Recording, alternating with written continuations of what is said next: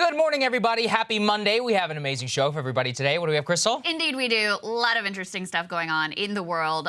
Some GOP in disarray. Yes, A lot of finger pointing already about potential underperformance in the midterms. This is pretty interesting. McConnell's involved, Trump's involved, Tucker's involved, Hannity's involved. So we'll break all of that down for you. We also have some brand new polling from NBC News that is pretty interesting, very complex. I mean, you really could see this election in any number of ways. There are some numbers that are terrible for Democrats. There are some numbers that are not good for Republicans. So it's all very much less predictable than I expected it to be just a couple of months ago.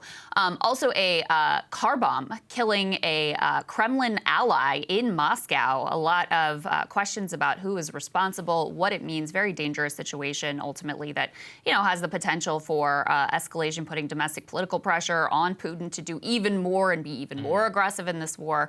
So we'll break all of that down for you. A lot of questions remain there. Also, the very latest in terms of the Trump Mar-a-Lago raid. The judge actually said, and this surprised me, the Department of Justice said, we don't want the affidavit that justified the search. We don't want that to be released. They argued in favor of keeping that completely sealed. Coalition of news organizations said, no, there is a public interest in knowing what is in this document.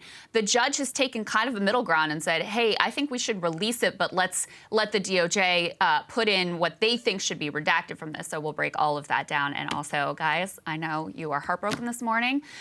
The Brian Stelter show, Reliable Sources, has officially come to an end. We're going to get through this together, guys. We'll bring you his final stirring commentary from his final show. And it's a solemn occasion. Yeah, indeed. Solemn occasion this morning. But before we get to any of that, live show. Live show. Only a couple tickets left. Let's go and put it up there on the screen. September 16th, Atlanta. We are coming. Krystal, myself, many other friends of the show. It's going to be an awesome time. Go ahead and buy those. We want to officially sell this thing out, folks. Let's go ahead and do it. Like I said, only a few remaining. Go ahead and nab them. And send us an email if there are any issues. As a reminder to the lifetime members, if you had gone ahead and bought tickets, just forward your receipt as well to the customer service line, and those will be refunded closer to the day of the show. Looking forward to it. I genuinely cannot wait. You know it is getting close because I have actually gotten my babysitting logistics for my three kids secured, this is serious stuff. Ready to go. So all of the obstacles have been cleared. It is happening, and it is happening in less than a month. Fantastic. All right, let's get to the Republicans in disarray storyline here at the top. So Mitch McConnell, go ahead and put this NBC tear sheet up on the screen, really caused a bit of a stir with some comments that he made to the Northern Kentucky Chamber of Commerce. He says Republicans might not win Senate control, citing candidate quality. Specifically, here were his comments, Saagar. He says, I think there's probably a greater likelihood the House flips than the Senate. Senate races are just different. Candidate quality has a lot to do with the outcome. Now, when you are the once and potentially future majority leader, Mitch McConnell, on the Republican side, and you are outright admitting this far from Election Day that you think the Senate might not flip, I mean, that in and of itself is quite noteworthy. Oh, it's huge. And it's very much seen as shots fired at Trump because it's a lot of his chosen candidates who are really underperforming here. Let's go ahead and put the 538 numbers up on the screen. And, guys, this can change. The polls have been very wrong. They have consistently underestimated Republicans. So I really want you to keep all of that in mind as we're evaluating this data. But as of right now, Democrats are favored by 63% to 37% to win control of the Senate. They are feeling so bullish that there are some who are starting to whisper maybe we'll not just keep control of the Senate. Maybe we will actually pick up a few seats and pick up a little bit of ground. Now, the candidates who are kind of widely seen as underperforming are, we've talked about all of them here, Herschel Walker, Dr. Oz, certainly. Those two are top of the list. Also, J.D. Vance in Ohio, who is by quite a lot of polls, including their own Republican internals, down to Tim Ryan right now. Blake Masters out in Arizona. All four of these seats should have been basically layups for Republicans with the overall political landscape that we're facing. And not only are they struggling in some of these seats, they are just outright losing, and it's pretty hard to deny. The last piece that I'll put up here before getting your reaction, Saagar, is part of the problem, and that reveals a lot about flagging Republican sort of enthusiasm and momentum. The fundraising numbers for these Republicans almost across the board is pretty dismal. Let's go ahead and put this up on the screen. huge disparities. I know it's a little bit hard to see, but I'll read you some of the numbers here between the Democratic candidates and what they have cash on hand and the Republican candidates. So as a couple of examples, down in Georgia, you have Raphael Warnock with $22 million in the bank versus Herschel Walker, who's actually in better shape than most of the other Republicans with $6.8 million, but still a massive disparity there. You've got Mark Kelly out in Arizona with $25 million cash on hand versus Blake Masters only has $1.5 million. And this one is really quite stunning. Tim Ryan pulling in $3.6 million. That's his cash on hand status. That's what he has in the bank. J.D. Vance, less than $1 million, only $600,000 in his bank account at the end of last quarter. And this is consistent, something we've been tracking, sort of at every level. The grassroots fundraising has dried up. There's a lot of questions about how the National Republican Senatorial Committee has been spending their money. Yes. They blew through a whole wad of cash and now are having to pull ads down in key battleground states. They're having to spend money in places like Ohio that they really didn't think they were going to have to spend money on in order to win. And so there are a lot of structural issues here that are kind of cropping up for the Republicans. Absolutely. And I just think, though, it's always important to present the caveats. I mean, Susan Collins was down, 10 right before Election Day? Tom Tillis was supposed to be a dead man walking in North Carolina. Right. There were a couple of other Senate seats. I mean, even if you go back to 2018, if you'll recall, Marsha Blackburn was supposedly, in a tight race. Remember also, even Jamie Harrison, they said, is like, within 2 or 3 points. I mean, he lost by 17 points. Right. Okay? So anyway, that's the caveat. Also, I was talking with some people who work in these circles. Their counter to this is that the Democrats are awash in post-Dobbs cash, and in a way may actually be blowing their wad a little bit too early. Part of the problem is that because right now it's in August, they have all this cash, they have the media spots available, is that the Republicans, again, this is the counter, so I am not saying this is necessarily the case. They're like, look, we're not going to spend our money in the summer. We're going to try and spend our money all the way up to election day. But that's obviously cope when they just don't have as much money. Well, they don't have the money. Right. It'd be right. one thing if, Democrats had raised a bunch of money and they spent it all. But Republicans are in the very bad position of, Democrats have been in a lot of these races outspending them and defining them on the airways. And we think about Fetterman and Oz, how Fetterman jumped right to. Oz isn't even on the air.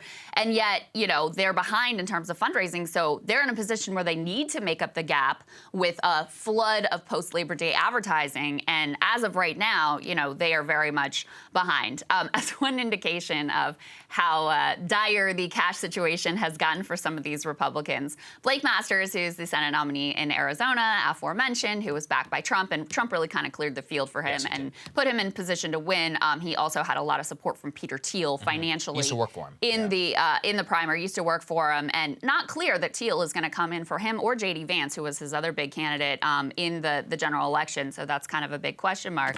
But Masters, in order to win the primary, he went all in on trashing Mitch McConnell, which I'm cool with, saying he would not support him for leadership, that he was going to vote for, he said, Tom Cotton, or I don't remember, somebody else, Josh Hawley or something like that.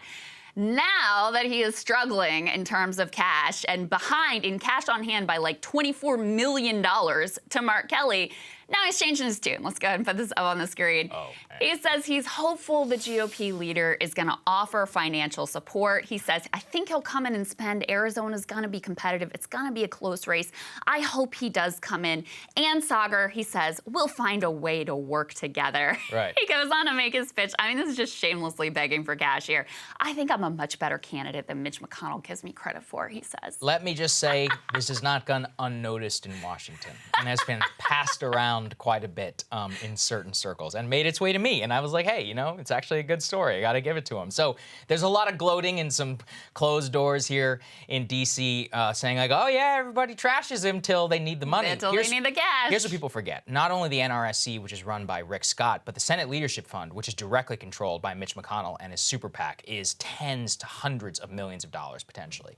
And look, Masters is fighting for his life. He's already down probably. See, this is the hard part to parse. farce, which is that the Vance poll, I just honestly don't believe it. I'm like, look, I think he's going to win. I think he'll probably win by like 4. He should have won by 10, but he'll probably still pull it out. The problem for him is that they're having to spend money there. Exactly. Yeah. So the problem for them is they're going to have to spend money, but I just don't see it. Oz, I still think it's like 55-45. I don't think it should be. I'm talking in Fetterman's direction. It's still a little bit too close, but I have confidence he might be able to pull it across the finish line, but it will be incredibly tight. Masters is legitimately, I think, in trouble because Mark Kelly, not only in terms of candidate quality, but the guy is not a nationally defined Democrat in the way that Sinema or any of the other people who are kind of up are in the same way for the media. You know, Mark Kelly did his very first Sunday interview as a senator this weekend. The guy has no profile. And I was actually doing some reading over the weekend. Almost all the interviews he gives are like to the Arizona Central or, you know, the Phoenix newspaper or something. Yeah. And all he talks about is like water access issues for ranchers. He's actually quite a localist politician, doesn't play up his, you know, machinations behind the scenes. Yes, votes with Biden, but very rarely seen with Biden. These are all things that I think define, you know, a popular politician. On top of, look, he's got a good bio, right? Married to Gabby Giffords, very popular in the state. There's a lot of sympathy not only for her, and he's a hero astronaut. So it's like you put those couple things together, this is a tough guy. And, you know, Masters shot himself in the foot. 2 different cases. Number one was the Griswold thing that he put on his, the birth control contraception case, you know, and he's not going to vote for any Supreme Court justice that doesn't commit to overturning that. He put it on his website in the primary. There's no reason to do that, right? Except, I mean, there literally is no reason. And second, you know, saying he wants to privatize Social Security. So you put the abortion contraception thing on one end, which he's getting bombarded with on the air. And then if I was Mark Kelly, I would just run that privatizing Social Security clip all day long. And he is.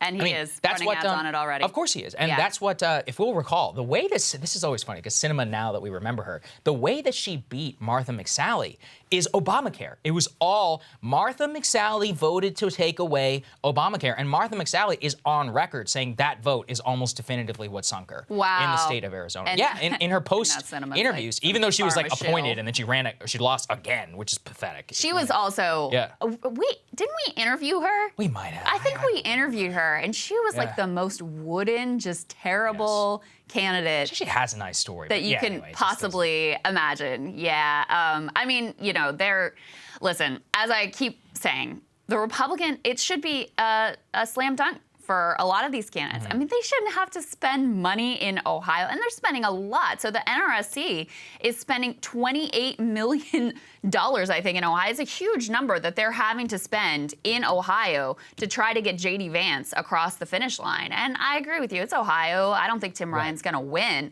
But you shouldn't be having to put down cash in that state. That should have been an absolute layup. So you now have a lot of Republican consultants and Senate hopefuls who were like, what the hell happened to all your money, too, at the national level? Let's go ahead and put this up on the screen. This is also kind of hilarious.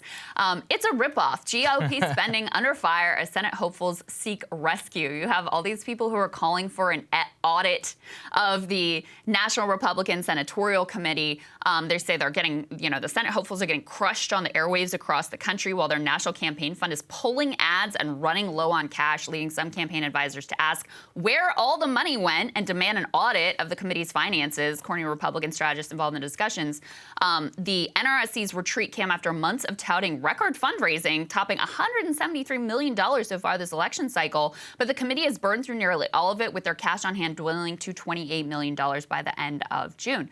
So this is another, you know, we saw this in the Trump campaign, too. Remember, they had that massive war chest. And we were heading into that election like, geez, the Democrats are going to be swamped by this amount of money that he's been able to raise. And then, I don't know, Brad Parscale and I don't know who else got their hands in the cookie jar, but that money was gone. And towards the end, the Trump campaign was having to pull ads in, like, you know, I think even Wisconsin and other key battleground states, because they just literally didn't have the money. And there's echoes of that here. They had plenty of money in the bank, $173 million so far, and now where is it? It's gone as you come down the stretch. And Republican online donations have flagged, so they're raising money at a slower clip. And they've had to pull their ad buys in some of these critical areas. So, again, I don't know that these things are going to be determinative, and especially in a sort of national, you know, environment where a lot of what's going to happen here is going to be based on the national wins, how people feel about the country, how people feel about Joe Biden, potentially if Trump were to announce how they feel about Trump. Trump. All these other factors, certainly Dobbs plays into all of this, but it is an indication of, number one, like total disorganization, foolish decision-making, and then the terrible candidates who have ended up in some of these races as the nominee. It is funny, too, because, of course, the establishment wing wants to blame, Trump for all of this. But, hey, Rick Scott is the one running the NRSC. And, by the way, I don't know if people know this. Rick Scott is worth, like, $100 million because the way that he even came to office was he was, like, CEO of some healthcare company, which eventually was investigated, I think, for fraud. But, anyway, he made quite a bit of money there. And what his pitch was when he was running for governor and then later senator, he's like, I'm a businessman. I understand how the free market works, all of that. And yet what they're quoting is that National Republican consultant who says if they were a corporation, the CEO would be fired and investigated. And it's like, well, I guess, given Scott's track record, kind of makes sense. Yeah. The way this money has been burned, there needs to be an audit or investigation because we're not going to take the Senate now, and this money has been squandered. Wow. I mean, blaming it all on money, I think, is obviously code. Candidate quality is going to have an immense amount to do with it. That being said, they should not have spent $150 million. I mean, where did it go? Nothing. I mean, if I think back to have all their candidates basically losing. And if I think back to the Democratic point that I made earlier about how Dems have all this money came in after Dobbs through Act Blue and this the national fundraising infrastructure, and the whole point was they were blowing their money early. Well, then the Republicans blew it even earlier if they had 150. So where is this money happening? I mean, I think that is actually it's a gigantic scandal. Not a real one, as in I'm not going to cry for, I'm not going to cry for big money donors who pay their money away and it was pissed away. But, these things are given to a certain political end, and we don't see a hell of a lot of that. So I think that is a major one. Fascinating and interesting move happening over in Moscow. Let's go ahead and put this up there on the screen. Daria Dugina, she's the daughter of Alexander Dugin, a Putin ally, was killed in a car bomb on a highway outside of Moscow. So Dugina, the daughter of Alexander Dugin, who I've spoken about, actually did an entire monologue about him after the Russian invasion of Ukraine. People describe him as an ultra-nationalist, but I think the better way is a true, Russian czar revanchist. Somebody who genuinely believes in, the primacy of the Russian nation, of, the Russian people, of, restoring, essentially, the Russian Empire. This hasn't little to do with the Soviet Union and more like the hundreds of years of Russian history that preceded him. As I said, if you're interested, you can go back and watch that monologue. I quoted some of the things that he talks about in the way that Putin allies can see the world. To be clear, Putin and his circle have always kind of held him at an arm's length and kind of seen him as a kind of crazy figure, which, he almost looks like Rasputin. So, makes sense. Anyway. His daughter was killed in a Toyota Land Cruiser driving just 20 miles west outside of Moscow. Now, reportedly, Dugin himself was actually supposed to be in the car, and so he was very likely the target of this assassination attempt. Now, in terms of the assassination attempt, and then obviously she was killed as well, a major murder investigation has now been launched by the Russian police. And this is where things, of course, become interesting because it can create political pressure from all different sides. Immediately, the Ukrainians and Ukrainian officials were like, we didn't have anything to do with this. Yes, we hate Dugin. This was not us. Don't try and do this. So they're trying to distance themselves, obviously, from the attack. At the same time, they are now opening investigations and pointing fingers in many different directions, Krystal, which you have some of the details on. Yeah. Which is interesting. But the major point is that to have an assassination of such a high profile Putin ally, ultranationalist in the city, there's a variety of options. It could be legitimate Russian opposition. It could be, a targeted killing by the Russian state allies or whatever in order to put pressure on Putin in order to ramp things up and have a revenge campaign. Or it could be a domestic operation. You should put none of these things past both the Kremlin and their opponents. Could be the Ukrainians. I mean, it really It also could be the Ukrainians. Who knows? Or Ukrainian-affiliated people. I mean, who the hell knows what's going on? So before we get into, what the FSB is saying, and there was another dude who actually claimed credit that you should be very skeptical of. Before I get into all of that, I think the really important thing to understand is that, this is quite extraordinary. Whoever is behind it, it really does sort of scramble the domestic political landscape for Putin and could potentially put more pressure on him. Because remember, as much as Putin is an asshole and a hardliner and all of that, people don't realize there are much more hardline elements who want him to go even further, who want him to, outright declare war, which he hasn't done with his population, even though it's very clear to, anyone who's looking that this is a war, who wants a more general sort of like draft to have a larger scale mobilization and to really justify like a maximalist approach to Ukraine. There's a lot of chest thumping this morning about we got to hit the Ukrainian like official government buildings and we got to go after their intelligence services and those sorts of things. So whoever is responsible for it, it looks like that is the likely domestic political outcome in Russia, is potentially strengthening the hand of the hardliners who say we should be going further. Now, the other possibility is that it goes in the other direction and it freaks people out about like, oh, geez, we thought that this whole Ukraine situation could just stay in Ukraine and wasn't really going to affect our daily lives here in Moscow. And now we're freaked out about this, and we want to wind this whole war and military occupation back. So that's sort of the domestic political landscape. So the FSB says that they have solved the murder, Saagar, who is it? and you'll never guess who they say was behind it. They're blaming the Ukrainians. Yes. They say it was a Ukrainian woman named Natalia Vovk, I don't know how you say this, rented a flat in Dugina's building, trailed her, planted the car bomb, and escaped to Estonia, as Max Sidon, who's the Moscow bureau chief at the Financial Times, writes. A lot of odd details in this claim by the FSB. The woman who they're blaming for the murder apparently carried out this professionalized car bombing with her 12-year-old daughter in tow. And she allegedly followed Dugina in a Mini Cooper with Kazakh, Ukrainian, and Donetsk People's Republic plates, and then also fled to Estonia through Estonia. So you're like, and Putin, they all hate like Estonia right now too. So you're like, it's the Ukrainians and also screw Estonia. It's all very convenient for their narrative. There was another dude who was like a Kremlin critic who was expelled from the Duma, who claimed responsibility for it and said he was part of this like secret Republican partisan army underground resistance to the Kremlin. There's reason to be very skeptical of those claims as well, including the fact that this guy has apparently made up bullshit claims in the past and gotten caught for it, number one. Number two, he put up some website that was like, if you're also interested in domestic political terror, like message me here. I don't think, can you imagine submitting some like internet form of like, I would like to be a domestic political terrorist? I'm sure this isn't going to get swept up by an intelligence. So be skeptical of those claims. Very hard to say like who ultimately is behind this, but everybody is sort of picking their favorite villain here and spinning the story to their own ends. But I think the bottom line is it creates a lot of volatility and could potentially lead to, pressure for an escalation. Yeah. So, and like, who benefits from that, right? There's a lot of people who benefit from these things. It's not past the Russian state in order to do so. I mean, it probably wouldn't put it past some Ukrainian sympathizer or some rogue operation or whatever to do so. Who knows how exactly these things go? Rogue also in terms of the Russian sense. So I think undeniably it creates a new set of conditions which both sides, of course, have to react to.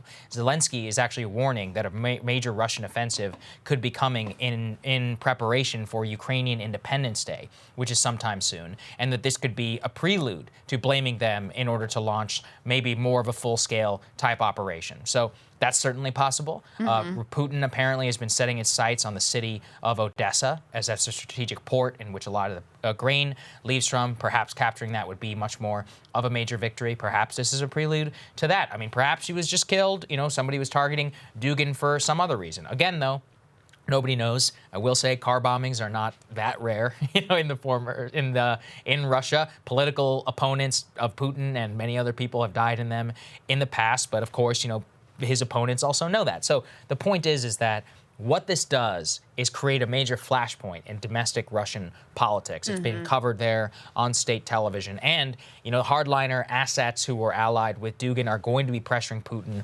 regardless, even though they already were in the lead up to this. And also it's going to bolster, how the Ukrainians are going to respond to whatever is going on. So that's the reason why this, one particular murder is so important, is that it unleashes all of these new conditions which people on the ground are going to have to react to change the situation. I was talking to our friend Yegor about this and trying to understand it in the Russian domestic political context. And he was saying, this guy kind of what he was best at is, yes, his sort of grand philosophy here, Putin takes elements from and is, you know, in line with some of his thinking, et cetera. But that what this guy is really good is sort of like at marketing and branding himself, especially to Western journalists and the Western alt-right. So his influence as Putin's brain in all this has been kind of overstated in terms of the Western media. That being said, you know, he's someone that certainly, like the hard ultra-nationalists in Russia see very much as an ally, and they see this as, you know, as a really, really big deal.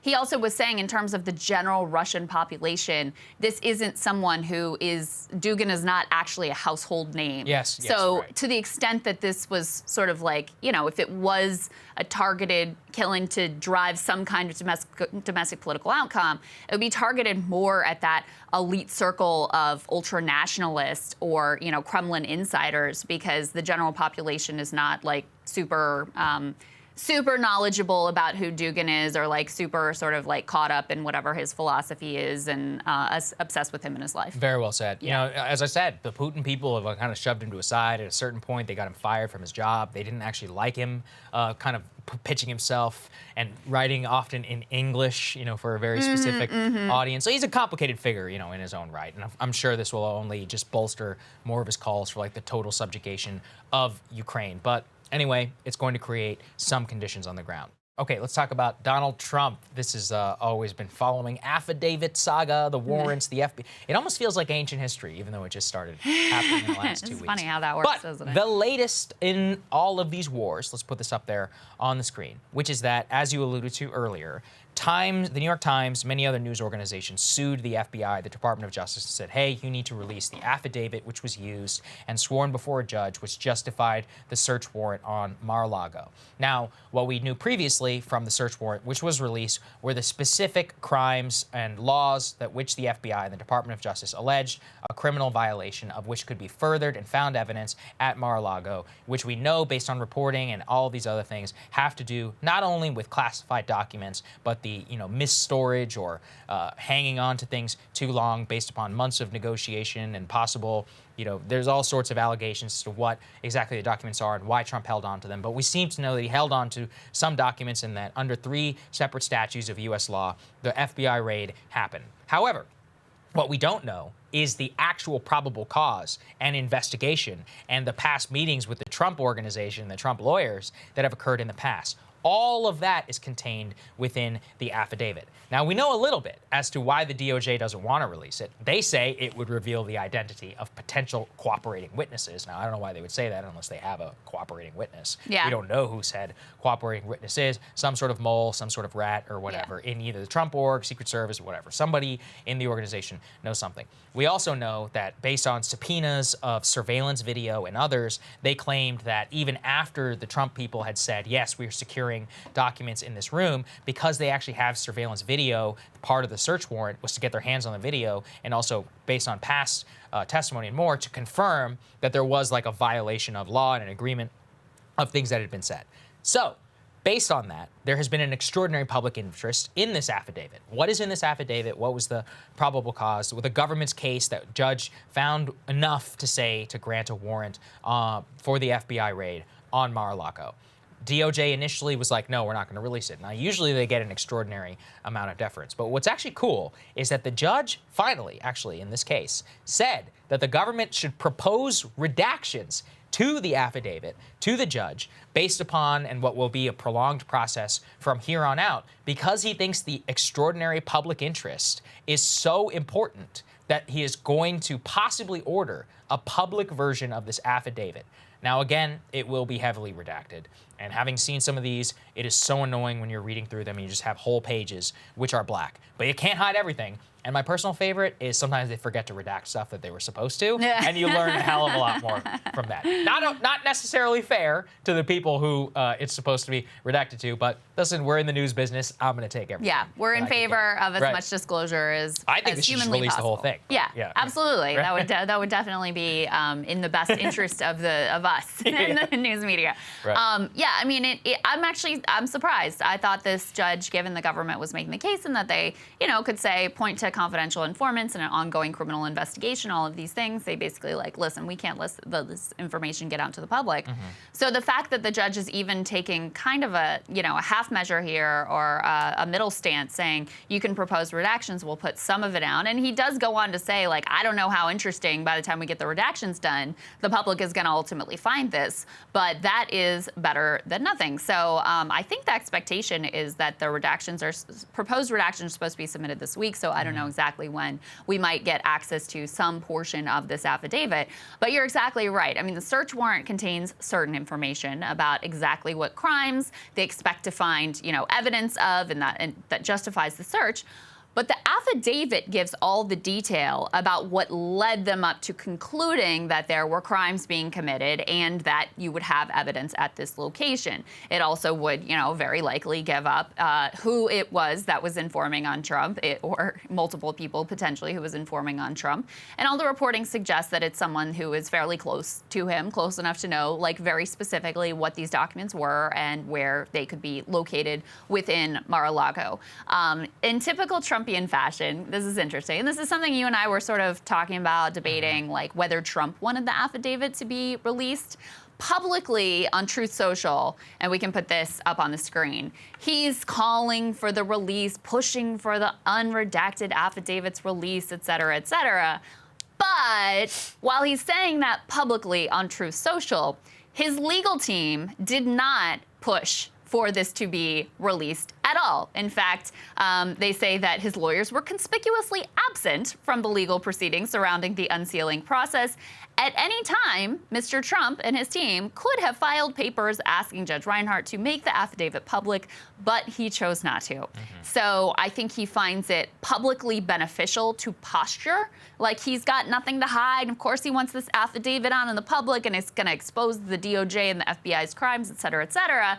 But in reality, is he in there with his team fighting for the release of the affidavit? No, he is not, because, he doesn't know exactly what's in here. And it's very possible that there are things in here that are actively damaging to him and a problem for him. Well, that's what you said, too, which is beyond him. It's like, look, this is the government's case. The Trump people haven't even had a chance to respond. Like, maybe the government is lying. Maybe they use some informant. So it's not actually fair, and that's part of the reason why these things don't come out. Part of the reason why I think that, in general, beyond a news interest, that it all should come out, this is a public interest case. Deal with it. Yes, I understand that it's different and that Trump is not above the law, but in terms of Donald Trump and his potential to actually pressure the system and whatever, that is all going to come from small d democratic means. And from his perspective, you should release anything possible. And look, I mean, to Trump's case, during Ukraine-gate, even though the, quote, perfect phone call was not good for him, he released it and eventually convinced most people it was the, quote, perfect phone call, even if there was some stuff in there, which, was sketchy. I'm not saying it was a criminal act, by the way, but just like, okay, well, it's clearly pressuring him in a certain way. As I've always said, the most disgusting part to me of Zelensky's phone call with Trump is when he's like, oh, Mr. President, we stay in Trump Tower. And I was like, oh, God, like, it's so gross. This was before he was hero Zelensky. Yeah, before he was Winston Churchill. He was, stroking Trump and be like, I loved your hotel. You have the best hotel, Trump Tower. That's where we all see. That I find, frankly, a lot more objectionable. It is really than gross. Whatever was happening with the military aid. But again, I just think that transparency probably only helps him, prosecute this case. Everybody can always find picking and choosing of what convenient facts or whatever are there for why he's, quote, exonerated, as he always would claim. So to his own public interest case, I think it's... Well, he could maybe, at least if the affidavit was revealed, he could maybe, like, actually figure out what his defense is and lean into, like, pick a narrative, because... Right. They have just been throwing everything against the wall that they possibly can. It was planted, it's confidential, it's, actually I declassified this, so it's totally cool, and they've just cycled through everything that they could possibly think of. So maybe if they knew a little bit more information, they could, like, construct one crazy narrative and sort of stick with it and keep pursuing that, because that's what they seem to be most successful at. Absolutely correct. Good morning, everybody. Happy Tuesday. We have an amazing show for everybody today. What do we have, Krystal? Indeed, we do. A whole lot of things breaking yesterday and even into yesterday evening. So Dr. Fauci is officially announcing his retirement. I know. As head of the NIH after a very long tenure. So we will break all of that down for you, and also a little trip down memory lane from the Fauci time during coronavirus.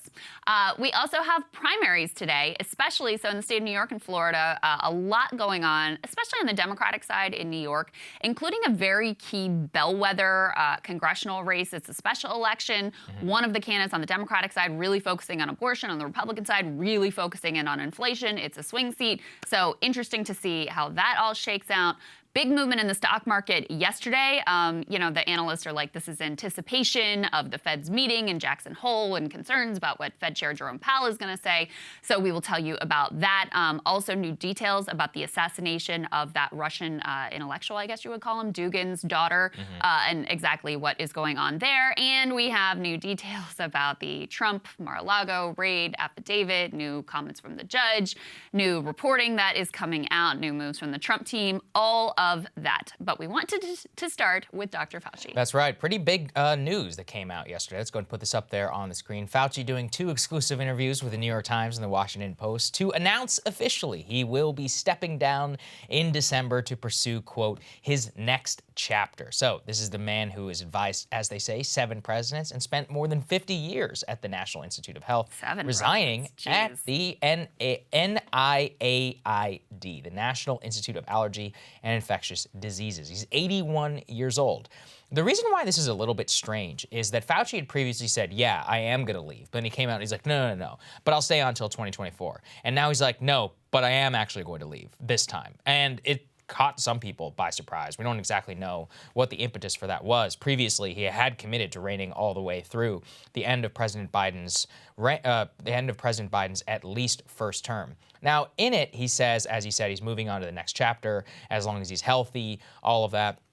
I think the reason why it is noteworthy is just, look, I mean, I think undoubtedly Fauci will be one of the most significant figures of our lifetime, really, whether we like it or not, in terms of impact on policy, initial pandemic response, and, I mean, in a lot of ways responsible for some of the major dividing lines that we had in American society, many of the cleavages and more that have hardened both sides into where they are. I think the scars of COVID are going to be felt for many, many years, as much as everybody wants to move on. And one of the things that, you know, we wanted to do, and we did the same with the CDC, whenever the CDC announced, like, hey, by the way, we actually did screw up, everyone's like, oh, yeah, you think? You know, really interesting, amazing. It took you 2 years in order to figure that out. With Fauci, though, unfortunately, Krystal, he's basically just being geographically treated. We'll end this segment with an MSNBC on Rachel Maddow, where they're like, why does everybody hate you? What's so wrong with you? You didn't do anything wrong. The reaction to this, even in the Times and elsewhere, is like he's some sort of major American hero. And so we, again, did the same thing that we did with the CDC. Put the vaccine question aside, of which there are, of course, many debates continue to be had. Just the pure pandemic response from the beginning, the lies, the manipulation of the public, and perhaps one of the great scandals of all time, the cover-up of a very likely leak from the Wuhan Institute of Virology, of which he was directly connected to. Let's take a listen to all of that. The one thing that's paramount here, that we want to make sure that people don't all of a sudden go out, buy and hoard masks that are most appropriately used and necessary for the frontline healthcare workers who do need it for the clear and present danger that they find themselves in when they are taking care of people who are actually sick with coronavirus disease. We still don't know what the origin is. That if you look historically and the way things rolled out, we all felt, and still do actually, Willie, that it is more likely to be a natural jumping of species from an animal reservoir to a human. However, since we don't know that for sure, that you've got to keep an open mind. I have never lied before the Congress, and I do not retract that statement. This paper that you are referring to was judged by qualified staff up and down the chain as not being gain of function. What was, let me You finish. take an animal virus and you increase its transmissibility to humans. Right. You're saying that's not gain of function? Yeah, that is correct. And Senator Paul, you do not know what you are talking about, quite frankly. And I want to say that officially. You do not know what you are talking about. But if they get up and really aim their bullets at Tony Fauci, well, people could recognize there's a person there, so it's easy to criticize. But they're really criticizing science, because I represent science. That's dangerous to me. And of course, that last one I think will always be his legacy in my mind, which is that he, basically aligned himself with quote unquote the definition of science, and unfortunately actually politicized what science is, which is really just a scientific method. I always point to this, and so do you. Let's put this up there, which is that the straight up acknowledgement by Dr. Anthony Fauci, at more than a year ago now at this point, in which he had basically admitted that he was fudging the numbers as to what level of herd immunity would be needed in order to, quote, go back to normal, in order to try and manipulate public opinion. He said, well, when polls said only half of Americans would take a vaccine, I was saying herd immunity would take 70 to 75. Then when news surveys said 60% would take it, I said, oh, I can nudge this up a bit. So I went to 80, 85. We need to have some humility here. We really don't know what the real number is. So just say that. Yeah, just be like, I don't know. Don't be like, I told the American people what I thought they could handle at one time. Right. I do think that last shot we played of him talking about how, they're really attacking science, because that's what I represent. I am science. It actually is very revealing, because he did become this total lightning rod where Republicans wanted to make everything about him and he was evil incarnate and they're going to launch investigations, and we're going to get into that. And Democrats wanted to worship him as a hero, and they wanted to have their vote of candles, and all around D.C. you would see these signs like in praise and worship of him. Yeah. And in fact, any sort of hero worship or demonization of one person in particular, one very fallible human being who, as we document, made some very significant and very consequential mistakes, that is going to ultimately poison your public health response. It is ultimately going to make it very difficult to just assess the evidence as it is, because people become too wrapped up in just defending whatever it is that this person is saying or doing, or attacking whatever it is that this person is saying or doing. We see this in our politics all the time. It's just another reflection of the intense partisanship with which, DC elites and some core of the Republican base and the sort of Democratic liberal base with which they view politics. Everything is filtered through the lens of is this person a good person or an evil person? Then if they're on the good side, I'm going to just take whatever they say, no matter what it is. I'm going to justify it. I'm going to assume it's the truth. And if they're on the evil side, I'm going to do the polar opposite. He, during the coronavirus response, really became that sort of lightning rod figure. I will say, in terms of, you mentioned he was at the core of some of the politicization. I always have trouble saying that word. Donald Trump was by far the worst defender there when he's the president of the United States, and he's supposed to be at that time bringing people together and not, going off on these crazy tangents as he did. So let's lay a lot of blame at his feet. But the inability for liberals to recognize some of the very crucial failures of Fauci on masks, on herd immunity, on the other things that we're talking about here, I think really hampered the response and was a sort of, it was an indication and at the center of how our coronavirus response became so partisan in a way that did not happen in other countries. It didn't have to go this way, I guess is what I'm trying to say. I completely agree. If you think back to the very beginning, there were a lot of, myself included, I was like, wow, what often brings a great country together, which is in the middle of strife, is a major disaster and everybody can unite. And that lasted for 2 weeks. And then, look, no denying what Trump did in terms of the churches are going to be full by Easter. That may continue to be one of the worst things that he did, or likening it to just the flu in the very beginning, not taking much of the response seriously. However, and this is the other thing that you said, by the media playing actually into that dynamic and turning him essentially into a god for, let's say, millions of people, we never still, to this day, have an honest accounting of what happened at the Wuhan Institute of Virology. Look, at this point, we have got reams of evidence in the lab leak direction, and we've got some very, very scant, very biased studies that continue to come out that say, well, maybe it did come out of the Wuhan wet market, even though the Chinese government still does not stick to, and this is the key thing, still they do not even stick to the wet market theory. They're like, it just kind of happened. By the way, let's all just move on. Let's not talk about that anymore. We could get into the details ad nauseum, but at a very basic level, they did implicate Dr. Anthony Fauci, and that's part of the reason why I have always looked at him as a real villain, because what he did was he was able to use his public position in order to cover up, again, one of the great scandals, and perhaps what's worse is that we have not done anything to rectify that situation. All of the talk about let's ban gain-of-function research, let's have an actual, discussion around when it's appropriate, when not, what are the guardrails, U.S. guidelines, none of that happened. Instead, we ended up, as Josh Rogan has often pointed out, we ended up actually okaying the tune of billions of dollars of new money in order to be spent on this. None of the public health figures who are involved in gain of function, who paved the way for all of this, quote, scientific collaboration with the Wuhan lab, none of those people have ever been held to account. Peter Daszak, many of these, these are liars, absolute liars that should be held to account. That hasn't come, unfortunately, Krystal. Yeah, no, and I will say in terms of the Republicans like chomping at the bit for this investigation, which I totally support, and I would love to in a actually fact-finding type of way, which I'm not totally confident they'll be able to accomplish, but I would love to get to the bottom of it.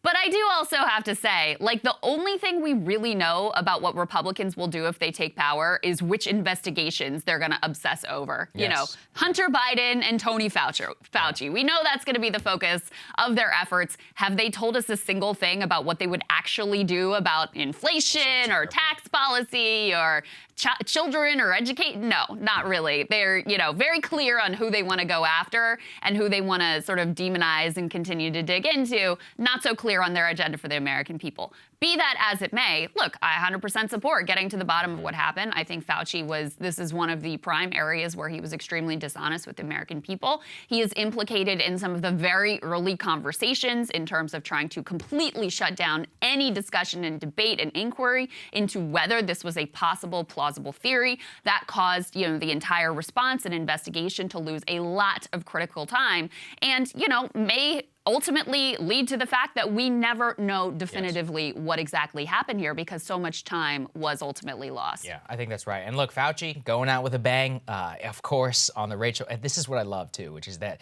of all the places for his last cable news interview, or the very first, at least, of the day after his announcement, where does he choose? The Rachel Maddow program with Rachel Maddow himself, in which he says that we're dealing with the distortion of reality as to why anybody does not like him. Let's take a listen to that.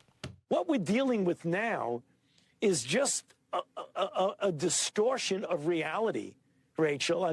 Conspiracy theories which don't make any sense at all, pushing back on sound public health measures, making it look like trying to save lives is encroaching on people's freedom. He'll never learn. I just think it's too perfect. Good morning, everybody. Happy Thursday. We have an amazing show for everybody today. What do we have, Krystal? Indeed, we do. More big policy news, more big election news. So we got the big Biden, long-awaited and anticipated student loan debt relief program. We can give you all of those details and the political debates around it.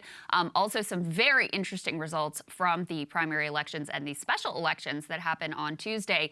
Dan Marins and I broke that down yesterday, but there's even more that we're learning today that we're going to get into as well. Casually, while you weren't looking and while there was no debate, apparently we're sending another $3 billion to Ukraine. Yeah, that's so, right. Yeah, that's happening. We'll talk about it. Package number 15? 9,000. I don't know. Anyway. Get into that. Liz Cheney's next plans, also some polling showing exactly which voters she would draw if she were to run as an independent for president. No big surprises there. And Matt Damon with some very interesting comments on the movie industry, which has sort of broader cultural implications. Very interesting there. Max Alvarez is going to be here in the flesh on the show. He's got a new book out, so can't wait to talk to him about that. Before we jump in, live show, we still have tickets? Live show, very few tickets, unfortunately. Let's go ahead and put this up. Well, I guess fortunately for us. Let's go ahead and put this up there on the screen. Very smattering few of tickets that are left there. So jump on it, guys, if you want to come. Description. Yep. That's right. Go ahead and make your plans. It's going to be fun. Somebody did email me asking me about accommodations. Let me just say this. I don't know a damn thing about this. We haven't even made our own accommodations. Haven't even made our own accommodations. Tell us where we should stay. So if you have a recommendation for where the best place to stay in Atlanta, and food recommendations, always looking for food definitely recommendations. Send those in. I would love to see them. Yes, indeed. Okay, let's get to the big announcement yesterday from the President of the United States. Let's go ahead and throw the Twitter announcement up on the screen. So after much anticipation and many false starts, took a year. He has now announced that this administration will be forgiving $10,000 in student debt if you did not receive Pell Grants and your income is under $125,000, so it's means tested. $20,000 if you went to college on Pell Grants. I think that was the part that was really quite surprising to people that hadn't been reported or speculated before. And of course, Pell Grant recipients disproportionately sort of like working class and lower income. Jeff Stein has all the details here. He's really, one of our friends over at the Washington Post. He's really been on top of reporting this out very effectively. Go ahead and put this up on the screen. He says, to summarize, $10,000 for most borrowers, $20,000 for Pell Grant recipients, only for under $125K individually, $250K jointly, aim to cap undergrad loan payments at 5% monthly income. That's actually a really sweeping and significant change. Yes. Previously, that had been at 10%. That was a policy that was set by the Obama administration to try to make student loan payments more affordable. Grad loans, Parent Plus, are eligible. And also, significantly, that student loan debt payment moratorium is going to be extended one final time until after the midterm elections. Some smart politics there. Those payments will restart on December 31st. I'm a little bit shocked that they were intelligent enough to make that move. But you know what? They've been surprising me lately with a couple of actually intelligent moves. Let's go ahead and listen to how the president sold this yesterday. President, is this unfair to people who paid their student loans or chose not to take out loans? Is it fair to people who, in fact, do not own multi-billion-dollar businesses? If you want these guys give them all a tax breaks, is that fair? What do you think? What about people who paid their loans? Will provide real benefits for families without meaningful effect on inflation. Let's be clear. I hear it all the time. How do we pay for it? We pay for it by what we've done. Last year, we cut the deficit by more than $350 billion. Let me give you a couple more of the numbers here, and then we can talk a bit about this. So the estimates are this will entirely wipe out the student debt balance of about 33% of loan holders. You have about 43 million people who will benefit in total, and it wipes out about half of the student loan debt of more than 50% of loan holders. So listen, you guys know my position. I think it should all be canceled and college should be free. So it's not as far as I would go. But I have to say, I mean, in terms of the way Biden framed this and the way that he went about it, it was quite feisty and it was very not neoliberal. So there's the neoliberal flourishes here, the means testing and those sorts of things. But embracing outright debt cancellation truly is a sort of ideological, philosophical break from the Clinton-Obama-style neoliberalism that's dominated for decades. That is absolutely. So, I mean, I'm personally against this policy. I lay out, and as I've always said, I have absolutely no problem with debt cancellation, even in terms of how you pay for it. Most of this is completely fake and has been absorbed by the college industrial complex, of which I consider myself a major enemy of. For politically, I'm honestly not sure. Ideologically, I think it's a good thing in order to make past that and to understand that, first of all, look, Joe Biden himself is one of the people and one of the reason why that we are even in this situation. If we'll remember, student debt is one of the only debts that you can't discharge even upon death, where they can garnish your family's wages, thanks to Mr. Joe Biden, Senator Joe Biden from the state of Delaware. But politically, honestly, I've been turning this over in my head, Krystal. On the one hand, yes, there are college-educated liberals disproportionately majority, those people are, going to be Democratic voters. At the other, only 37% of the U.S. population went to college. Even amongst Gen Z, younger voters, it's like 40-ish in terms of how many people are going to graduate. In general, 25% of the people who enter a four-year college degree never do graduate. So the vast majority of the public did not go to college. And, this could piss a lot of people off. Now, I don't agree with the whole, how are you going to pay for it? But there's a stark headline that I did see, I think, in the Wall Street Journal. This is about $2,000 per American taxpayer in terms of relief. Once again, I think student debt and the way that it is currently structured is immoral. I think the colleges are criminal. I think the entire debt system is insane. I think it drags down wages. College wage premium has gone down. It prevents people from getting married. It prevents people from buying a house. Yeah. I completely accept and believe in every single one of those things. But I do question the political wisdom as it was in 2020, given where the economy is, given also just the fact that at the end of the day, this is zero sum in a way. Like, some people are getting a break and some people are not getting a break, especially when we have 20-year high of credit card debt. So, if you're younger and you have a lot of credit card debt and you didn't go to college, I don't know. I mean, if I had to be clear, I also should put this on the table. I didn't have any student debt. God bless my parents who paid for my college. So, you should always take that with a grain of salt, whatever I say. I didn't suffer the same emotional burden.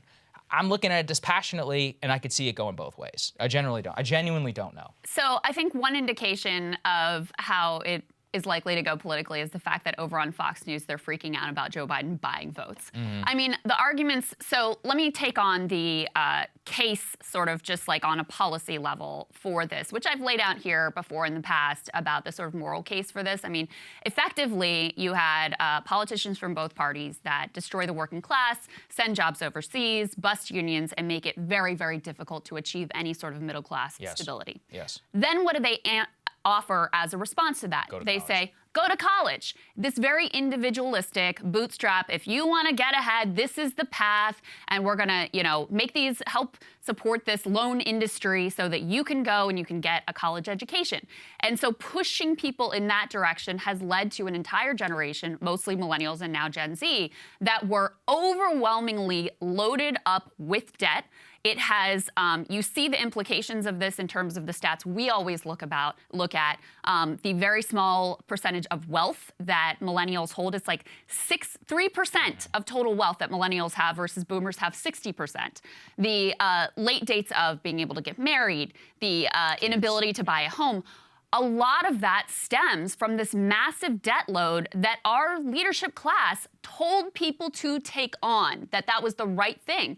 And oftentimes you're making these decisions. I mean, I literally was applying to colleges when I was 16 years old and taking on this debt when I was 17 years old. You have no real frame of mind. Right. So these people are like, you're an adult when you do this, et cetera. I mean, these are young people, and they have been told by everybody that this was the path to take.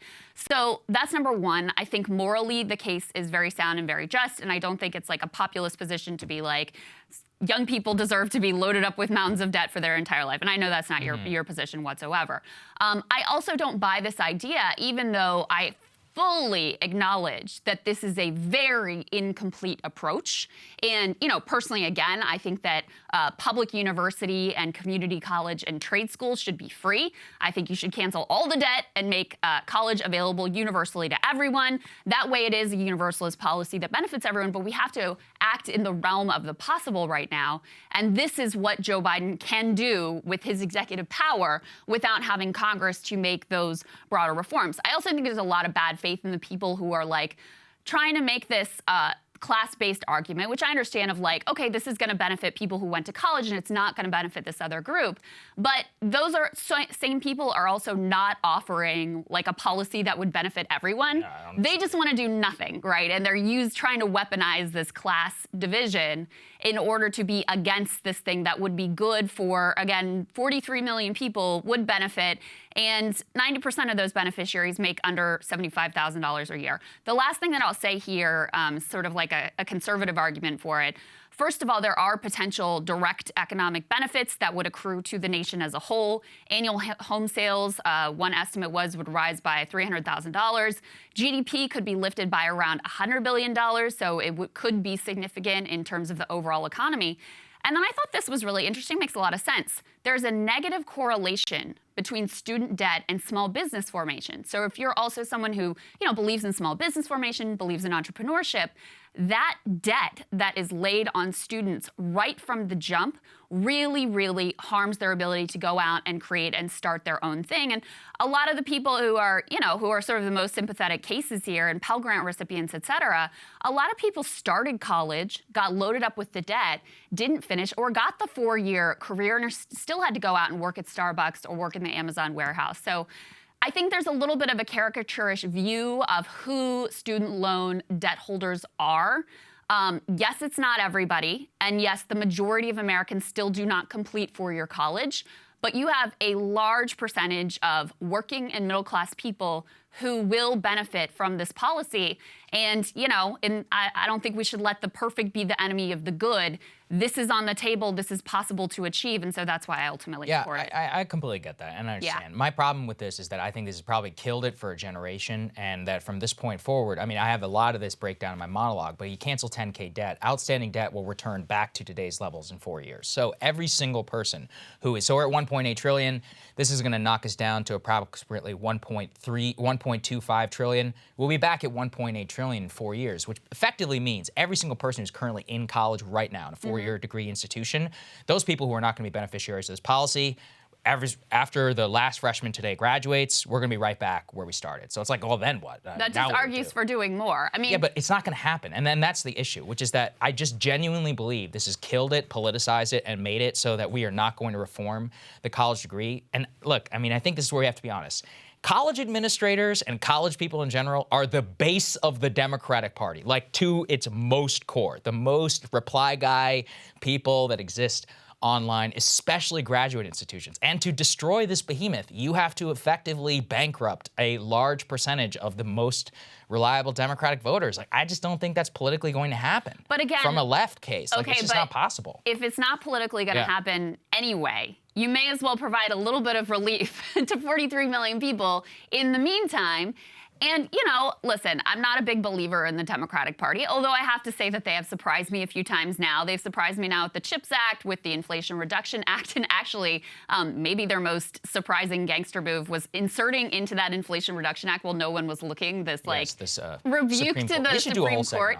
Yeah, it's very interesting. So, the Supreme Court struck down the EPA's ability to regulate carbon, and they were like, you have to legislate this. Right. And Democrats snuck that provision into the Inflation Reduction Act while Republicans weren't paying attention. So they have surprised me a couple times here, but at this point in the electoral landscape, and I'm actually talking about this a little bit in my monologue, it's not crazy to imagine the Democrats hold the House and pick up a couple seats in the Senate. In which case, if you win the Pennsylvania seat versus Oz, and you win the Wisconsin seat versus Ron Johnson, which is probably the more difficult of the two, definitely the more difficult of the two, and you hold everything else, and right now the polls have them in that position, then you don't have to worry about Manchin and Sinema. And then, Biden has said before free community college was something that was really important to him, that he actually cared about. Well, then that actually is back on the table.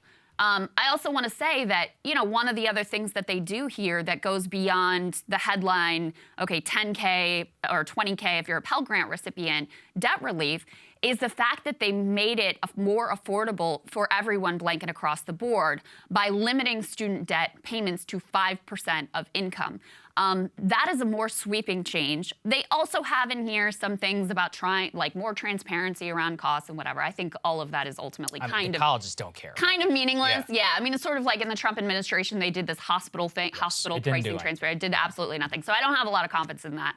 But it is a broader reform, this 5% income limit for people, and also and this actually could make a difference. There's a program in place right now where if you're a public servant, you can have your debt discharged. I think it's 10 years. And it's the program theoretically exists, but is so mismanaged and disastrous that almost no one can make use of it. So actually making that useful would be a big difference. Let's go ahead and put up the cost estimates just so we can give you some of the details in terms of the numbers here. So one of the estimates found that this could cost $300 billion.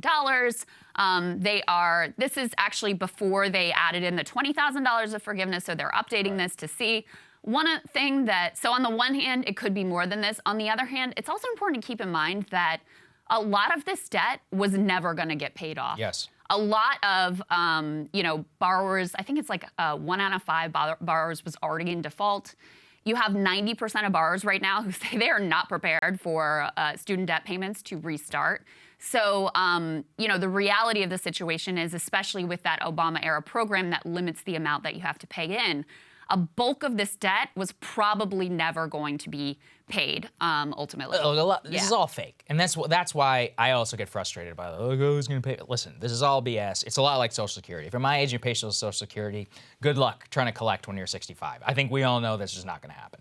Probably going to take a haircut of like 2/3. This is also probably the exact same thing. So in terms of the collective future and the actual numbers, I don't disagree. I see people trying to make it like you're going to directly pay for it right now. That's not how the government works. I'm always going to argue that type of idiocy. Yeah. Politically, though, not a terrible point for the Republicans to hammer home. So I really just think that it comes down to, and this is also, by the way, my problem with free community college. I don't think most of these people deserve jobs at these colleges. I think it's all fake. I think they're full of it. I mean, I've been reading very interestingly in my monologue about the number of diversity, equity, and inclusion staffers. They're getting paid full salaries, all based on tuition bloat, which is funded by a lot of these student loans. I mean, I think the fact is that you have to burn the system basically to the ground, all the way to 1992 era of when this was actually affordable, accessible. That's when around 20-something% of the U.S. population was going to college. I think that's, frankly, probably about right. Well, what happened in part is that these colleges became like businesses. They are. Look at LSU. They have a lazy river going through their campus. I'm sorry, that's insane that insane. The taxpayers are paying for this. Well, and that is the thing is they became like businesses. There was an effort starting in California with Reagan, actually, to really strip a lot of the state funding. Yep. So then they had to go out into the market and attract and market towards students. And guess which students they want to attract? They want to attract wealthy students who can donate and who can, fill up their coffers.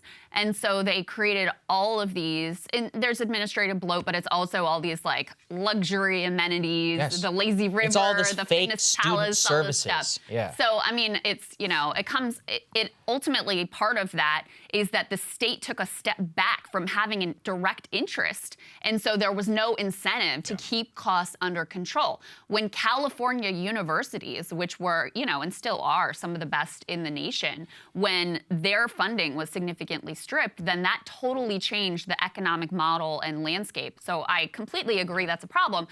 I just don't think that the fact that you're not solving every problem right now isn't a reason to do what we can do at this point in time and give people a little bit of relief. I hear what you're saying. Let's go ahead and go to this next piece about how they are justifying this in terms of the sort of legal backing.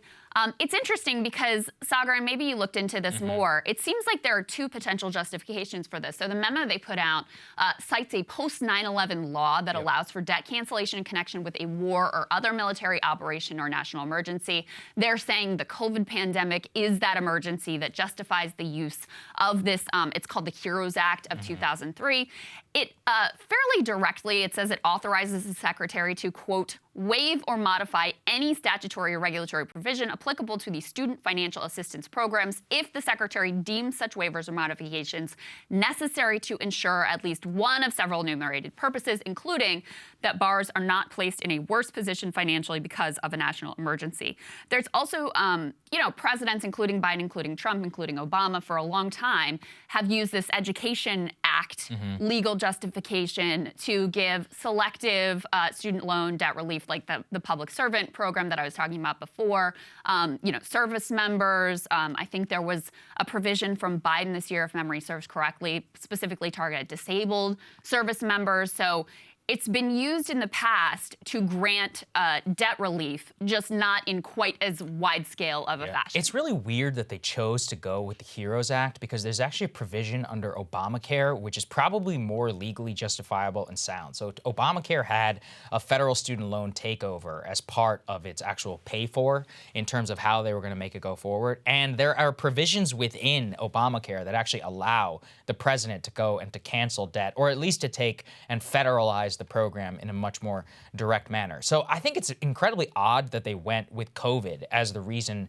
to do so. And actually, from what I understand, this could phase a real problem at the Supreme Court if it goes up there. Let's go and put this up there on the screen. This isn't just from here. I've asked around in the legal community, and apparently this is pretty sound, which is that the Supreme Court may actually reject it because, and this can look at it under the same scrutiny of which we'll recall the CDC eviction moratorium. You remember that Kavanaugh was like, hey, CDC, you can't just use COVID as a reason in order to extend this. You need to go and enact this program through Congress. I'm going to allow this to go on for, I think it was like 60 days or something like that. Well, eventually what happened is the 60 days expired. Congress did not ultimately pass it until the Supreme Court came through and actually struck it down, and there was some sort of détente that was reached. This actually could have the same problem. And I think that's also part of the problem with this, with the COVID justification, which is that at the same time, I mean, here's the thing. They're ending other programs like Title 42 down at the border, saying, oh, well, actually, we're going to end this because the COVID pandemic is slowing down, but we're also going to declare a public health emergency and use it to cancel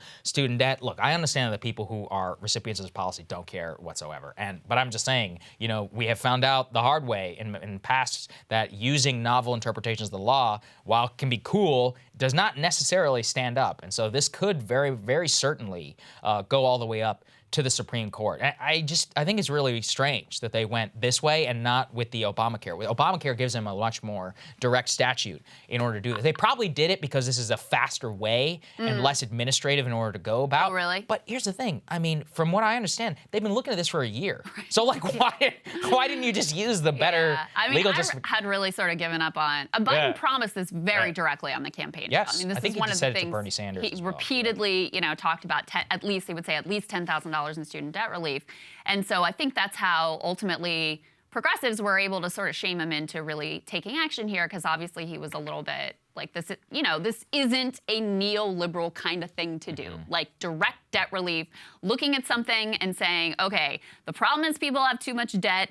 We're just going to cancel some of that debt is a very not neoliberal thing to do. The typical neoliberal approach would be like, let's have a tax credit, let's have an incentive, let's have a program. Yes.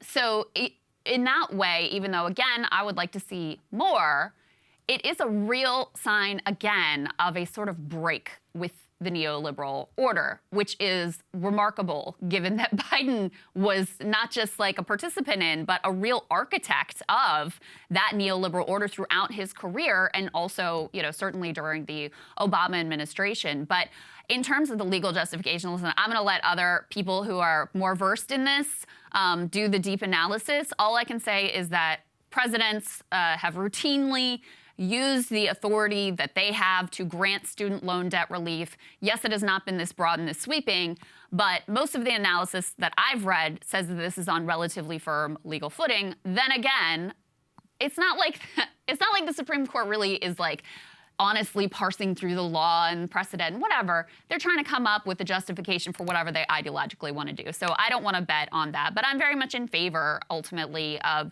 the president doing things that are good and popular. And if they get challenged in court and the court wants to say we're going to take this away, then okay, we'll go down that road. But so ultimately we'll see what happens here. The last thing that I wanted to note that I thought was interesting in terms of the sort of bigger conversation, Ryan Cooper had a good piece that said, let's go ahead and put this up on the screen, this last article, Joe Biden's student debt forgiveness is a good start, which is kind of how I think about it too. He points out, and this is crazy, and this goes to the stupidity of the neoliberal approach to doing things, the federal government already spends about 15% more on all of its various indirect higher education subsidies than the sum total of all tuition at public colleges and universities. So the money is already there. So it's just a way of saying, like, the way we're doing this right now, writ large, is really stupid. It's really not cost effective, and there is definitely a lot more to be done. I think also before we move on, we should probably address the inflation debate on this. Yeah, actually, that's important. Because, yeah, this is I think this is one of the more salient critiques of taking this move right now. You know, Larry Summers and Jason Furman, former Obama economists, are very aggressively saying, like, this is going to be inflationary. This is the wrong thing to do at the wrong time. The thing that, so there's two problems I have with that analysis. Number one, people are already not paying their student loans. Yes. So that actually payments. It's been inflationary since we paused it in March of 2020. So it's like, I mean, we're not really changing the baseline right now. People are still not going to be making, those payments until December 31st. But I also, and we've talked about this a lot, I really object to this idea that, number one, inflation is primarily driven by the fact that people got a little more money in their pocket. I don't deny that that had an impact. But the bigger problem is the energy prices skyrocketing. The bigger problem is the supply chains. The bigger problem is corporate price gouging.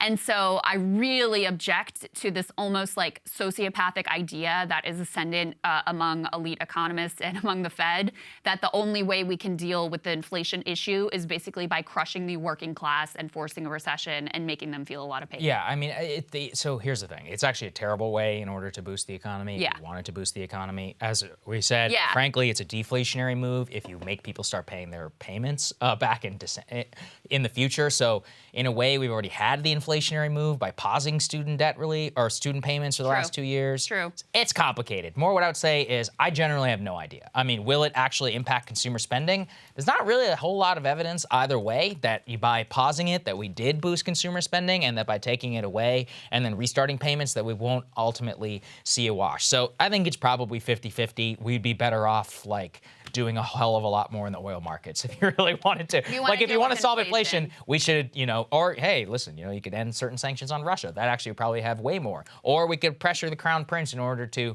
I don't know if people know this, but only a couple of days ago, the Crown Prince in Saudi Arabia said that they were going to cut oil production despite promises to Biden. That is going to have 10x more of a impact than a lot of this will. In general, I think it'll be a wash. That being said, politically, I have no idea. I mean, I do think a lot of people are going to get pissed off by this. And I don't think we should underrate the boomer. I mean, there's a lot of boomer people who, look, I don't agree with their analysis. I guess I understand where they're coming from. They're like, well, when I was in college, I had a janitor's job and swept my way through. Listen, I mean, college costs has ballooned since then. It's just simply not the case. But a lot of these people just don't want to hear the truth, which is that college has probably exploded by 2,000 to 2,500% in terms of cost since they were there. Yeah. But they're just not going to accept that, and so they are going to be angry.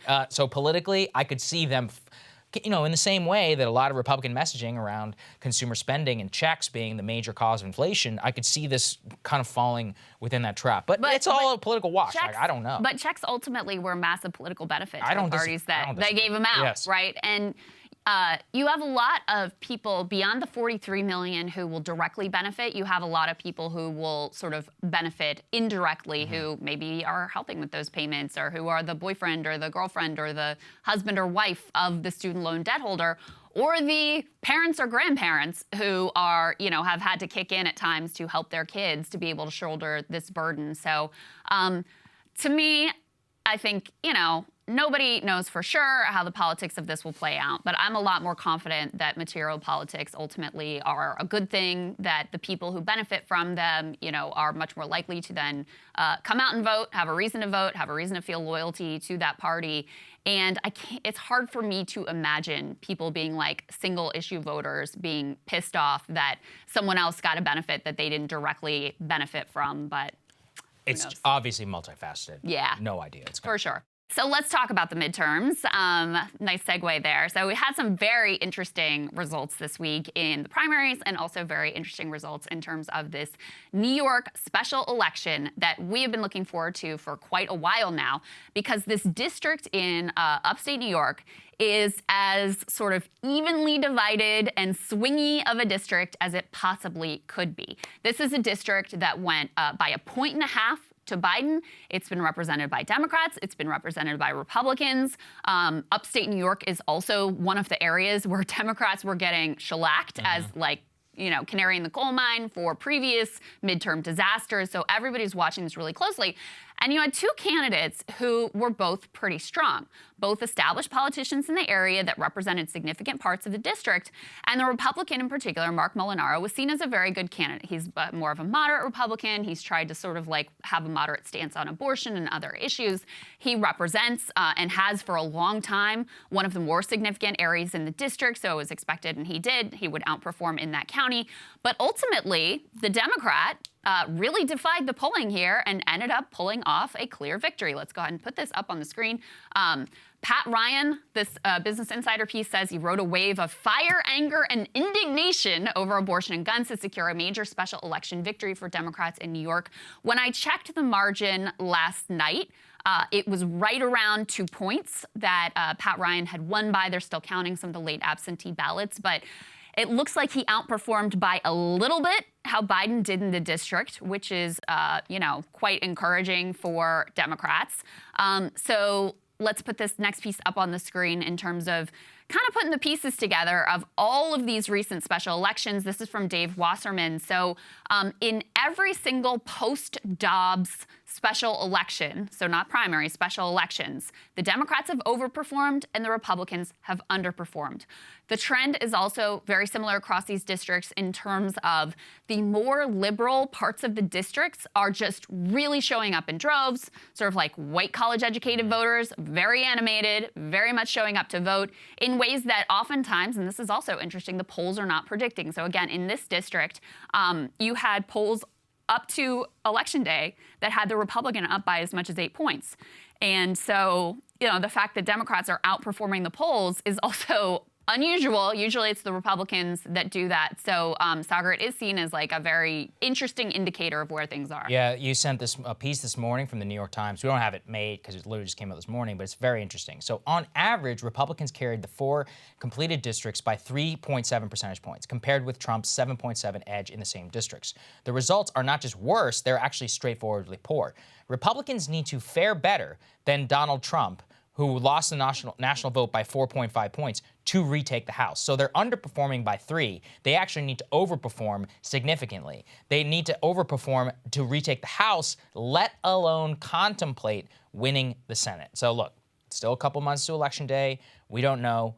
I think we could say definitively at this time that Democratic enthusiasm is much higher than it was in the past. Yeah. And also, I think that it does seem that there is a very activated constituency which showed up big time in 2018 and in 2020. Let's put this up there on the screen, which is that Florida turnout was actually higher last night in the Democratic primary than in the blue wave of 2018. You had 1.5 million votes in the 2022 primary compared to 1.52 versus 1.51. So the fact that it even comes close to what we know was a major Dem wave in 2018 in terms of turnout, right? That means that this is significant. We should also say, though, what else happened in 2018? Well, Marsha Blackburn and a bunch of Republicans also did win their Senate seat. So it's not like it was a massive, it's not the massive wave that people made it, and Republicans did still keep control of the Senate. So it's still possible. One of the interesting things in blue states was that it was like purple areas went more blue, but red states became more red. Yes. So it's possible that this could actually flip things a little bit more in that way. I know that doesn't necessarily make sense, but if you think about it, it kind of does. And that's what they're seeing in Right. these districts is in the rural areas, the Republicans are outperforming the Trump margins. But turnout is lower. Right. And it's in those more liberal parts of the district where people are showing up in droves and handing these large margins to Democrats. So look, I mean, and that is we'll get to this, that is sort of what the Republicans are banking on, is maybe these special elections aren't representative of what the electorate will look like in November. But I saw Josh Barro in his Substack was making an interesting point that it's not just that Democrats are super motivated by Dobbs and abortion. It's also that some of the new Republican coalition is kind of turned off by the GOP extremism. This isn't the issue that they signed up to be a part of in the Republican Party. Donald Trump, even though, he's the person who put these people on the court that effectuated this outcome, he really downplayed the more sort of religiosity component in his campaign in 2016 and attracted people into the coalition who maybe previously had been turned off by this, hardcore evangelical messaging. And so now that that's back at the center of the party, you have some Republicans who are like, I'm not feeling these people as much as I was maybe like 6 months ago. Some of us may have said that, and we're laughed out of the room. Some of us have been, yes, you've been making that point for a minute now. Maybe 4 years, whatever. It's okay. Let's go ahead and put this up there on the screen, which only highlights this point even more, which is that new Pew Research polling actually shows the economy remains the top midterm issue, but shows that abortion has ranked from 43% in March to 56% in August in terms of salience. So top salience, August, 77% economy, 62% guns, 60% violent crime, 56% abortion. More so even than energy policy. Personally, I think that's kind of crazy. But listen, voters are who they are. So to have a 13% jump and to have that also come at the very same time of overperformance, that's obviously going to have a major impact at the ballot box. And this always comes to the more maddening parts of midterms. Midterms, yes, are a referendum on the national mood and all of that. But in general, it really is like whose base is more going to turn out. You know, a lot of people don't vote in the midterms. That's true. What is the midterm performance? Maybe like on a bad year, 50%. On a good year, like 75%. But it never even comes close. I don't even think it's to president. It might not even be. Yeah, 75. I think 50% is more like in the good. Right. Yeah. So that's what I'm saying. So a lot of people just don't vote. Most of them are old. So if you can get people who are younger, people who are more like fence-sitting type liberals and fence-sitting Republicans to not go, fence-sitting liberals to go, then you can actually significantly change the results. Like it really is all a function of, do I care enough in order to go and do something? And to circle back to our student loan conversation, that's part of why I think this will be good for Democrats, because one of the most demotivated parts of the base, and also one of the parts of the base that's the hardest to turn out, is young people who will disproportionately benefit from this and are overwhelmingly supportive of the move. So that's part of why I feel like in midterms, when it's a turnout game, when it's just about like firing up your people, it probably will be a benefit to them, but ultimately we'll see. Now, the flip side here and the cautionary note, which I mentioned before, this is from Dave Wasserman, let's put this up on the screen. Democrat successes in these specials have been fueled by high engagement in college-heavy enclaves like Lincoln, Nebraska, Rochester, Minnesota, Ulster County, New York, and Ithaca, New York. Pockets not all that representative of the larger fall electorate. So that's what Republicans are kind of hanging on to at this point, that, you know, these special elections, they're not really representative. You're going to have, and it is true, in a special election, you're going to get even smaller turnout than you ultimately will in the midterm elections. So we're going to have more of our people show up, and it's going to be a different landscape. They're holding on to that, and they're holding on to, you know, the macro metrics, the fact that, and these are, you know, these are hard trends to overcome. The fact that you have an unpopular president, and it basically has never happened before that you have a president. In fact, I think it literally has never happened before that you have a president who's mired at 40% approval rating and their party picks up that has It's literally never happened before. Right. So it's not like that's a small thing to take a look at. Is it enough, you know, the Dobbs decision and these other factors to sort of overcome the long thrust of history? Hard to say. And then, of course, you continue to look at the economic numbers, the fact that, you know, so many people feel we're in a recession. So many people say inflation is their number one issue and they trust Republicans more on the issue. The fact that you have 74% of the country saying that we're on the wrong track. Normally, you would look at those metrics and say it's a wrap. Like, there's nothing Democrats could do. And yet it seems like in poll after poll, the generic ballot now tied with Democrats actually having a tiny bit of an edge in terms of the generic ballot, in terms of these special elections, in terms of abortion shooting up as an issue. You have these indicators that it is going to be a much more closely fought battle than it looked like it was going to be pre-Dobbs. So I found this clip from a YouTube show that I hadn't heard about before, where basically like interview celebrities. In this particular one, there was they were eating hot wings with Matt Damon. What, Feast and... Yeah, it's like Feast, First and Feast. Okay. And so it's really, they have 11 million subscribers, so they're doing something right over there. Kind of cool, actually. But what's interesting is this clip. It actually went viral on Twitter, but I really think it is amazing. And I've been thinking a lot about the movie business lately, and Matt Damon gave a very like cogent and really fascinating view as to why pop culture just seems so stagnant and not able to create movies which we used to think of as like art, as you know, not major blockbuster, but the types that could either become cult hits or you know, just really take chances. So here's what he had to say. So I think a scenario lots of viewers can relate to is sitting on the couch on a Friday night, going through the streaming services, cycling through the movies and thinking to themselves, they're not making movies for me anymore. As somebody who's been intimately involved in movie making for 30 years, what are the macro Hollywood conditions behind that sentiment? Well, so what happened was the DVD was a huge part of our business, of our revenue stream. And technology has just made that obsolete.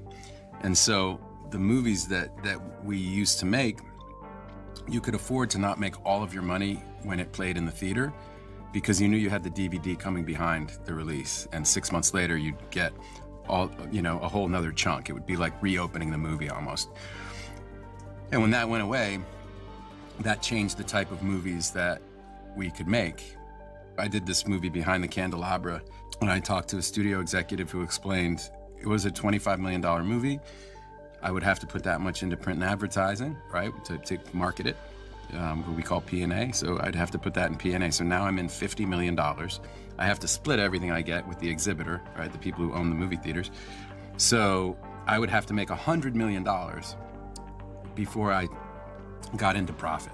And the idea of making $100 million on a story about like this love affair between these two people, yeah, I love everyone in the movie, but that's suddenly a massive gamble in a way that it wasn't in the 1990s when they were making all those kind of movies, the kind of movies that I loved and the kind of movies that were my bread and butter. Perfect explanation. I thought it was really interesting. And, it made me really sad because Damon just made one of my favorite movies and made in a long time, which was The Last Duel, and flopped massively. It was, Really? Yeah, it was a great movie. It was directed by Ridley Scott. I think What's it was, it about? oh my God, it's so cool. So basically it's a movie about the last, major duel fought in France that was like sanctioned. And it's told, so I don't want to ruin it, but basically Matt Damon has a wife. His wife is raped by another character who's in the movie, and she maintains like she was like, I was raped, and he's like, no, she's lying, it was consensual. Anyway, what leads to is a combat duel between the two men, but the movie is told from the perspectives of all three, and it's set in medieval France. So it's really long, it's a genuine like character drama, it's amazing performances, but the problem is that they spent like $100-something million on this movie, and it didn't make any of its money back. It made like 30 or 40 million. And I listened to a couple interviews with Damon and with Ridley Scott, and they're like, yeah, we tried to make this great movie, but at the end of the day, it's probably just not gonna happen. And from this point forward, that type of a major gamble of, it had all the ingredients. It had Matt Damon. It had the guy from Star Wars, I'm forgetting his name. Anyway, from Girls, Star Wars, etc. Adam Driver, that's his name. It had Adam Driver. Ridley Scott, one of the greatest directors in all of Hollywood, had a massive budget, like $100 million marketing, flopped right on its face. It's a character drama. And at the end of the day, you have this amazing, fascinating timepiece movie. It'll probably just, and Ben Affleck also co-wrote it and starred in the movie. It will never be made again. Yeah. A movie and so like that. Instead, they'll make Fast and Furious 24. Yeah, Fast and Furious 24. So they just go back to the well of what they know. Born 5 is the next time we'll probably see him. Right. Yeah, true. Yeah. I do like those movies. I love those movies too. Listen, I love them. But I liked seeing Matt Damon as a medieval French warrior. Yeah. Jacques Legris, But yeah, it's much easier and safer to go with like this sort of cut and paste recipe of what you know works. And what also is sort of like generic enough that you can sell it to a global audience. China. And you've covered here a lot of times the influence that the Chinese market has on Hollywood now. And so you have this business model that just doesn't make sense anymore for taking those risks on anything, any movie with any sort of a sizable budget. I wonder though, what do you think about, there was a lot of excitement around the sort of innovation within the streaming series, Game of Thrones and these sort of like big budget direct to streaming ventures. What do you think of that piece of it? Yeah, it's complicated. I mean, if you think about it, Scorsese's direct-to-Netflix film was a massive flop. I forget exactly. I don't even remember what it was called, which basically tells you everything. It had Robert De Niro and had Joe Pesci. It was like 3 hours, and it was like Scorsese Unplugged. Didn't work that well. To be honest, the major Netflix straight releases have basically been like big budget action movies, which are fine. You had that movie with The Rock. You had the latest one right now with Ryan Gosling. They did well, certainly, but they're not like great movies. I've seen some good movies on Netflix and elsewhere, but it does seem that they're much more invested in taking a murder, which you could tell the story of in 2 hours, and then stretching it over 12 in order to make sure that part 1. I mean, part 2. I'm like, do I really need 7 parts on this one serial killer? Yeah. Maybe just 1. It's okay. I I mean, I also think, what's the one I liked? White Lotus? Yeah, Is White that what it's called? Lotus. Well, White Lotus on HBO. That was an amazing movie. Yeah. Amazing series. But again, that was a miniseries.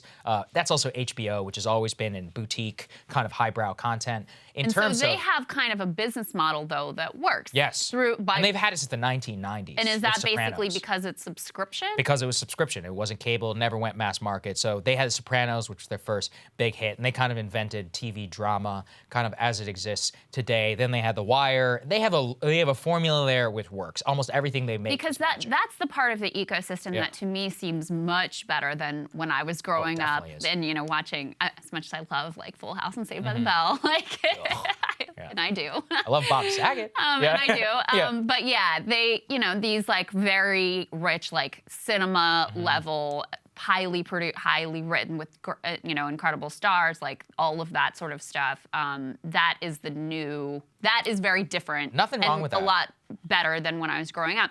But I also think there's more going on here than just a business model shift, because you see it across different facets of our culture. Oh, definitely. Like you see it in music as well. You see it in business as well. How many times have we talked about like, all these social media companies that are supposedly like the bleeding edge of innovation, whatever, they're all just like copying TikTok, the level of actual innovation. Because, I mean, again, that does come back to a business issue, because companies, tech companies or any other company, they're not really rewarded for innovation and taking risks. Yeah. They're rewarded for giving dividends and doing stock buybacks. Yeah, and so that's what they're incentivized to do, and they use that rather than like creating new products or investing in their workforce or investing in their equipment, and certainly investing in innovation. Instead, they just sort of like keep eating the seed corn. To your point, just came out news yesterday. Blackstone is looking to purchase Pink Floyd's entire album for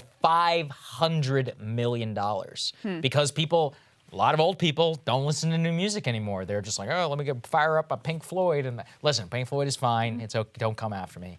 But I mean, As someone who listens to a lot of like hip hop and rap from when I was in high school and college, I can't really talk. It'd be nice to just listen to some new music for every once in a while. I mean, I think the fact is that a lot of the movie stars and some of the best movies that were made would just never get made today. So Matt Damon made his bones on Good Will Hunting. Good Will Hunting was a massive hit. It was a cultural sensation. No way it gets made today. Yeah, Silence of the Lambs, that's true. based on a book. You have these breakout performances like Jodie Foster as an adult and Hannibal Lecter. The guy wins the Oscar after spending only like 11 minutes on the screen. This stuff is gone. It's just not gonna happen. Every once in a while, a good one squeaks through. Actually, Damon was in that movie Stillwater, which was awesome. So, like, I'm not saying it can't happen. There can be still good. I didn't really like that movie, to be Really? honest. Oh, I loved it. I thought it was cool. I thought it was a little, I don't know, caricatured. Sure. Well, there you go, right? Which is that even then, like the true, like awesome risk-taking movies that they used to make in the studio system is just gone. And based on everything that I've read, it is probably just not going to come back for a really long time, if ever. And I think that's sad. I think that people growing up today, are basically, you get highbrow content on HBO, and then Netflix and everything else is like, is it cake? Or Formula One Season 5. Fine. I'm just saying, I want a little bit more. Didn't you? I watched, my daughter made me watch that movie, not that movie, the show Ultimatum. I didn't watch that one. I watched Love is Blind, of which, by the way, Nick Thompson, shout out, great fan of the show. Mostly I just watch HGTV. By the way, after The Altar, season 2 is coming out, so we'll catch up with the Love is Blind couples. Looking forward to that very much. So I'm a victim just as much as I am. Indeed.